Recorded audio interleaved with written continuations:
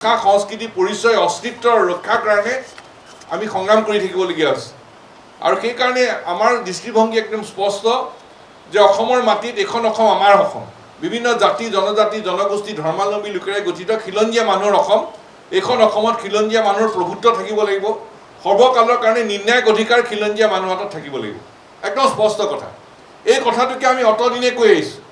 আৰু এই কৈ অহা কথাবোৰ অসমৰ ৰাইজে কৈ অহা কথাবোৰ এতিয়া এটা এটাকৈ সঁচা বুলি প্ৰমাণ হৈছে আৰু সকলোৱে স্বীকাৰোক্তি দিবলৈ আৰম্ভ কৰিছে আৰু এই স্বীকাৰোক্তি দিলেই কেৱল নহ'ব ইয়াক আমাৰ ফলাফল লাগিব এতিয়া শেহতীয়াকৈ দেশৰ প্ৰধানমন্ত্ৰীয়ে সন্মানীয় নৰেন্দ্ৰ মোদী ডাঙৰীয়াই লালকিল্লাত ৰাষ্ট্ৰীয় পতাকা উত্তোলন কৰি কৈছে যে ইয়াত অবৈধ বাংলাদেশী ফলত জনবিন্যাস পৰিৱৰ্তন হৈছে অবৈধ বাংলাদেশীৰ প্ৰব্ৰজনৰ ফলত ইয়াত মানুহৰ নিৰাপত্তাহীন হৈছে আৰু জনবিন্যাস পৰিৱৰ্তন হৈছে আৰু সেইকাৰণে জনবিন্যাস মিছন এটা তেওঁলোকে গঠন কৰিবলৈ সিদ্ধান্ত লৈছে এতিয়া আমাৰ কথাটো হ'ল অসমৰ ৰাইজে ৪৬ বছৰ যিবোৰ কথা কৈ আছিল এতিয়া দেশৰ সন্মানীয় প্ৰধানমন্ত্ৰীগৰাকীয়ে এই কথা উপলব্ধি কৰিছে আৰু উপলব্ধি কৰিছে তেখেতে শাসনত অহাৰ ১১ বছৰ পিছত উপলব্ধি কৰিছে আমি ভাল পাইছোঁ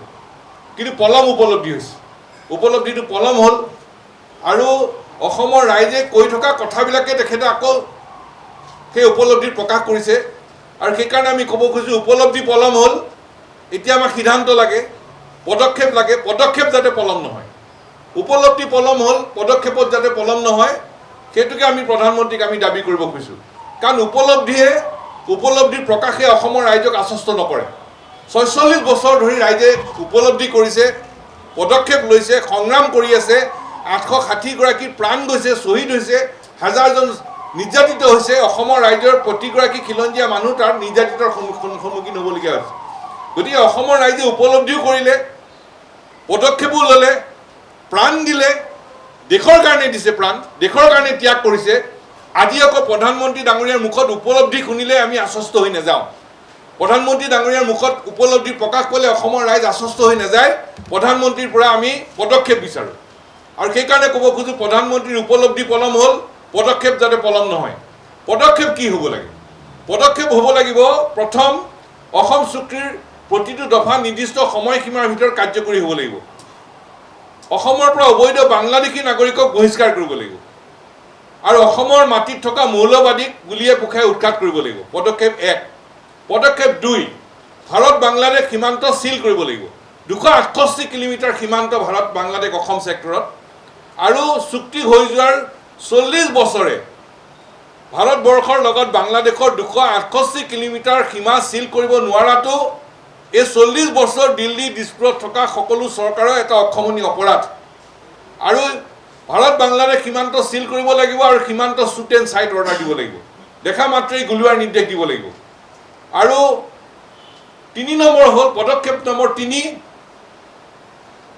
ৰাষ্ট্ৰীয় নাগৰিকপঞ্জী শুদ্ধকৈ উন্নীত কৰিব লাগিব আৰু এতিয়া ৰাষ্ট্ৰীয় নাগৰিকপঞ্জীৰ উন্নীতকৰণৰ কাৰণে পুনৰীক্ষণৰ ব্যৱস্থা কৰিব লাগিব পদক্ষেপ নম্বৰ ৪ অসমক কাৰ আৰ্টৰ পৰা আঁতৰত ৰাখিব লাগিব কাৰণ অসমৰ কাৰণে এখন অপকাৰী হয় খিলঞ্জীয়া বিৰোধী হয় অসমৰ কাৰণে অন্যায় হয় আৰু সেইকাৰণে এখন আঁতৰাব লাগিব আৰু উত্তৰ পূৰ্বাঞ্চলৰ ৪খন ৰাজ্যত আজি কা নাই ষষ্ঠ অনুসূচী এলেকাৰ কাৰণে মেঘালয়ত ৯৮% ত্ৰিপুৰা ৭০% এলেকাত কা নাই আৰু অসমৰ ৩৫খন জিলাৰ ভিতৰত ৮খন ৰাজ্যত কা নাই ২৭খন জিলাত কা আছে অসমৰ ৮খন জিলাৰ কাৰণে কাখন বেয়া ২৭খন জিলাৰ কাৰণে কা কেনেকৈ ভাল হ'ব পাৰে আজি তামোলপুৰ আৰু বাস্কাৰ কাৰণে কা বেয়া